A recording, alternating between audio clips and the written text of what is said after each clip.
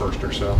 I mean, it starts with the rim protection. They got two long, active, athletic bigs that really swallow up the rim. They do a really good job of generating turnovers, like kind of shut the lane down. In and around the paint, they're very tight, and they got good length and athleticism to fly around and contest. So, You guys had a week off before each of the Yeah. last two series. There's 2 days here, and you're just coming out like a 7-day battle. Yeah. Like, what is the challenge here of turning the page so quickly and kind of refocusing? well, I mean, you got the emotional piece. You got to put the last series behind you quickly, and then obviously you got to try to load up on all the new information. You don't have a whole week to prepare, so. But that's just the nature of how these things go. Fortunately, like I said, we've been pretty good in pick and roll, and just have to get back to doing that. Chris, you were really complimentary of Ant and his commitment to the offensive game plan in both series. What do you want to see him abide by offensively in this series? Well, we have a feeling we know how they're going to guard him. We'll have to see once the games start. But yeah, I just got to continue to make the right play. Sometimes the right play is, when they put two on you, getting off it at the right time to the right person. Sometimes it's avoid playing in the crowd, getting out of it a little bit earlier. Sometimes it's shooting when you're open. So yeah, I mean, he's been doing it all playoffs, no matter what the looks have been. So we just got to be ready to kind of read and react to what happens. But I have every confidence that I'll continue to do it. How much is a series like Denver, though? I mean, I can't imagine a better series to help you when you got to come back and all the emotions you went through. What does that do to toughen the team? Well, I mean, obviously had great resolve through that series. But that's how we feel about ourselves all the time. Great confidence, no matter what the circumstances are. But all that series means to us now is that if we get down, we have faith in ourselves to come back.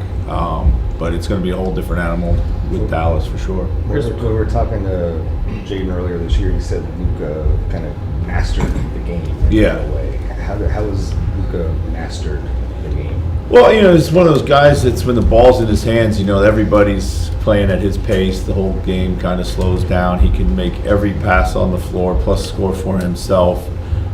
Does a great job of being able to manipulate the defense with his passing, just, whether he's making the pass or freezing the defender with a look off or something like that. And just got to be able to kind of affect him any way you possibly can. But yeah, it's just, there are very few guys in the league that when the ball's in their hands, like the entire arena just slows down to his pace, and he's one of them. Chris, with how sharp the ebbs and flows were in that last series against Denver, do you go into this one kind of expecting some of the same? I mean, I expected, probably be a long series like most of them are these days at this point in the season. Every series has its own personality, so I'm not sure I can predict the ups and the downs right now. We gotta be ready for a hot start. We've been good getting off to these starts in the series, so that's served us well. So that's what we're focused on right now. Chris, you know all the things that Ant does on and off the court in the regular season, but what are some of the things you would only learn about him in a run to the Western Conference Finals that you would see with this kind of experience? Yeah, I think a lot of it has to do with his engagement goes up. I mean, he's definitely locked in at a higher level. I think he's really enjoying the cerebral parts of the game right now. Being demanding of his teammates, his leadership is, all these things are just they were there and they were growing, but they've gone to another level and they're omnipresent right now. So. Chris, along those lines, we've seen Ant. He always gives shouts out and empowers his teammate. We also heard him, get on Towns about not committing silly fouls. Yeah. What allows a 22-year-old to be able to kind of have that conversation with veteran players? Just confidence. Being a leader is obviously having a confidence to know what to say and when to say it, and having obviously the confidence to go out and do it yourself. You don't have to be perfect. Ant makes a lot of mistakes. He'll be first to tell you that he does so. But when you lead, you have that kind of genuine approach, and your teammates like you, and when you're building your teammates up and always giving credit to them when they do good things, then you can call on them when they need to do things better. So he has really kind of established that relationship with his teammates, and he has gained their trust, just like you would hope he would. Chris, regarding my Yeah. What's the pain? Is it a pain tolerance thing for him in terms of managing the Achilles? There's some soreness there, but it's, it comes and goes. Some days are probably a little better than others right now. So, definitely a pain management thing, but didn't look to be too bad in Game 7. So. Chris, is it weighing on your mind at all about who might own the team? Not one bit. I have a great relationship with all ownership parties, and it's been, not even been in my mind at all. So certainly since the playoffs started. So. Chris, what's it like navigating the grind of like all of this right now? Like 8 wins down, but you're only at the halfway point. Yeah. The ultimate goal is 8 more wins. Yeah, 100%. Yeah, we just talked about that today. Been a great season. We've accomplished a lot, but we said from the beginning, and as the season was unfolding, like, why not us? The league's wide open. We're not in a dynastic period, and as proven, there's going to be a new champion this year. So everything's still to play for, but a long, long way to go. How much more mobile are you feeling in and around the bench? Oh, good. Yeah, my pain is way down. But still not able to be out front just for safety purposes. So. Chris, I think you talked about this the other day, but it could have been an awkward situation. Just managing. Mike had given instruction or whatever. Yeah, I mean, how's it gone? It seems like it's gone great. I mean, listen, one of the things that he's really, really good at is like game management. He helps me a lot with game flow, game management, what I refer to as small pieces of the game, whether it be rotation, special situations, like end of quarter management, clock management, that kind of stuff. And that's what you really need to be on top of too when you're in the position he's in up front. After a few games, I just told him, like, you got to take, a little bit more control over certain situations. You're not going to be wrong. It may not work, but you're not going to be wrong. Trust your gut.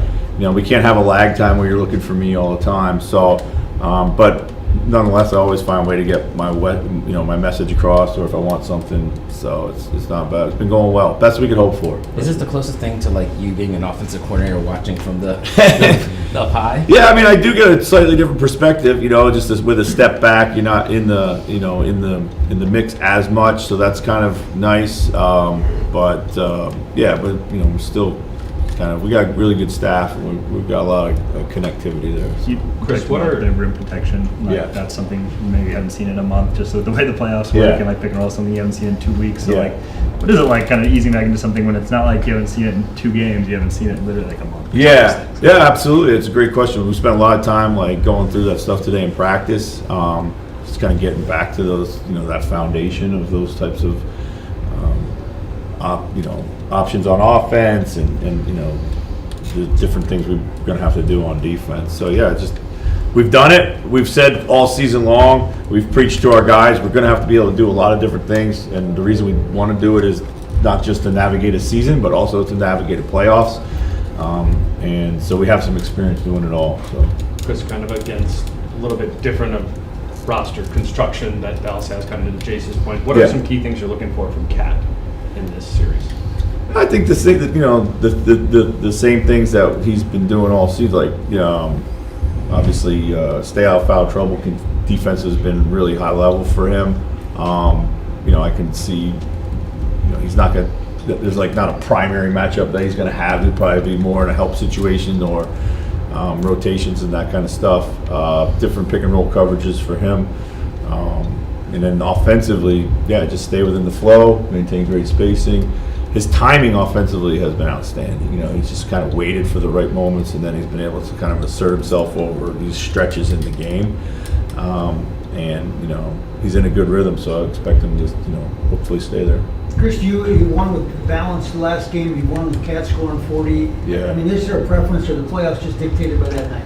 It's just dictated by that night. Every game is different. It's really, as much as you like to think that these games are related, they're not. Everyone is very much different. Adjustments are made. Some guys play well, some guys don't play so well. Sometimes teams do things to take guys out of a game.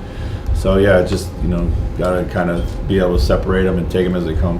What's your preference? Last one, when guys. guys going at a shot blocker like off the pick and roll. Like, What's that, sorry?